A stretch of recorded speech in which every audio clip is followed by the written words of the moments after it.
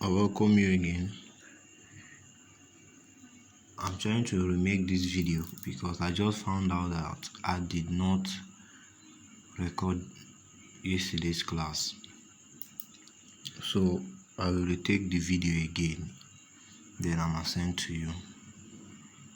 So now in today's class, which we talked about yesterday, but I did not save the video, so I'm remaking another video again. So the topic for today is what? Liquidity. And I told you that we have different types of liquidity. We have the equal highs liquidity, and we have the equal lows, and we have a lot of liquidity that we have. I don't want to start mentioning a lot of liquidities that we have in the market, but specifically for me, I chose the inducement as my type of my own liquidity because I found it really helpful to me and really understandable. And trust me, other people have different confluences. Some people may not find the inducement useful to them. Some people use their equal highs and equal lows as their as their liquidity, which is fine. You looking for what works for you. So me, I've searched and I find out that the inducement is the part that works for me. So without me saying much, let's just dive into the class. So topic for today is liquidity, and we are going to be using the inducement as our liquidity. You get me? So, and we have two types of inducement. The number one type of inducement, we have the one that did not pull back to 50% of the push and it broke structure. Let me show you a diagram of it. For example, the market is making high, low, then high, then low, then it made a high, but this low that it made did not pull back to 50%, then it broke structure, which now considered this retracement as your inducement, because it did not retrace to the 50% of the push. And mind you, every of this pullback here, they all retrace to 50% of the push. Are you with me? So, but this one failed to retrace to 50%, which now makes this low a liquidity, which is your inducement. So you first of all marked from this low here to this high, it retraced to the 50% of this push. It broke structure. You get me? Then this second move here, it retraced also, or even retraced deeply to the 50%. Much valid. But this push here, it pushed, break this high here, then it failed to do what? It failed to retrace to the 50%, which now makes this low here an inducement. Are you getting me now? So you will mark it, and remember the mode 1 said an inducement is the first type of inducement is the one that did not pull back to the 50% of the push. So it did not pull back to 50% of this low to this high. this retracement here did not pull back to the 50% of this trading range, then it broke structure, which now makes this low point a what? An inducement for the market to now do what? Come and take it, then buy. Are you with me? So this point here did what? It took out this low that did not retrace to the 50%, broke structure. Then it took the low as a what? As liquidity. Then you tapped into your 50%, then it buys. Simple. So on the second type of inducement is the one that pulled back to 50% but refused to fill up an FVG. So this low here,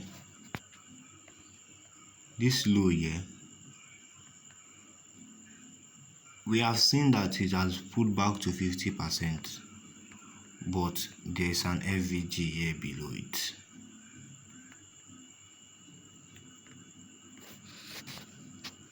There's an FVG below it.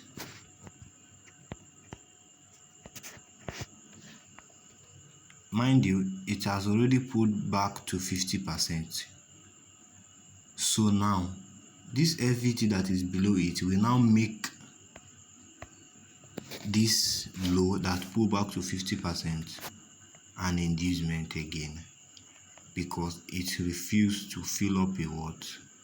An FVG that was below it. So this point here is your what? Your inducement. So you will see the market do this. Tap into this high here, take out this low that refused to fill up this FVG here, then fill up the FVG here, then buys.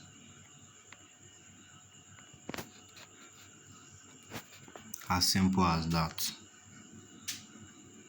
Are you with me? So that is what an inducement is actually. The number one type of inducement is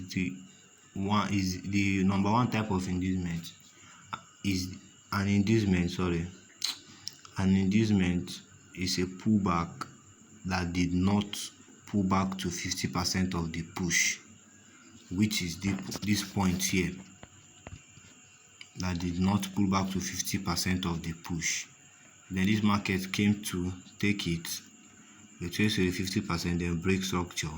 And the number two said that, and we have the one that pulled back to 50% but refused to fill up an FVG. As you can see here, this one that pulled back to 50%, it pulled back to 50%, but it refused to fill up an FVG, which now makes this low here an inducement. So the market will come and take the inducement out, then buy to the upside. Are you with me?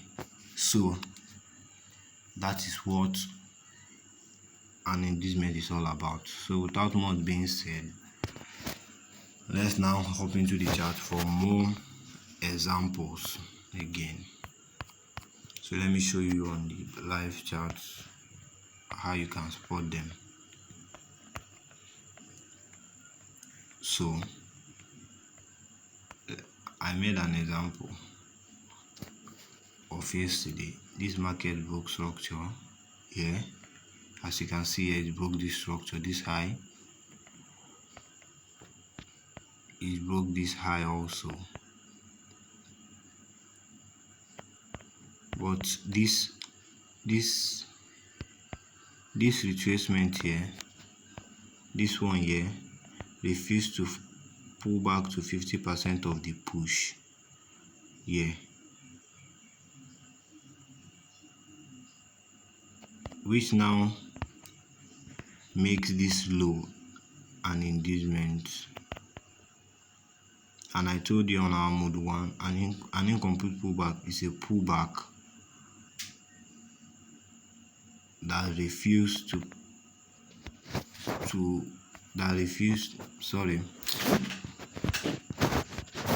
an inducement.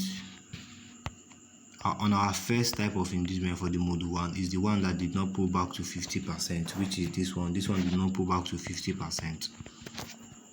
Then this leg here came to take out the inducement and pull back to 50%.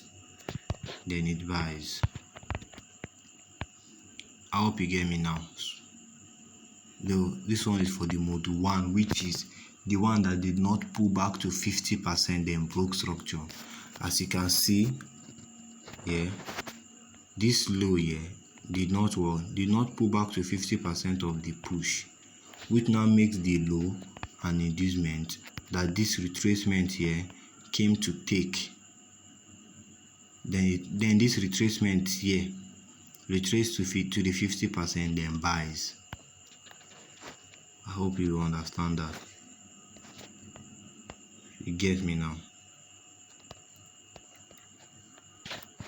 So on our module 2, which is the one that pulled back to 50%, but it refused to do what? To fill up an FVG, which is this one that I marked out yesterday.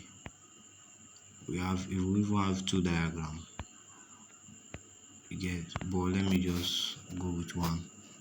So from this low point here to this high point here, this one did what? Break structure.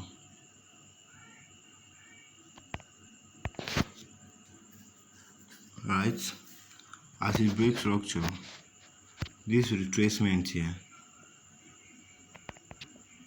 refused to do what? Let me check if it retraced to 50% of the push.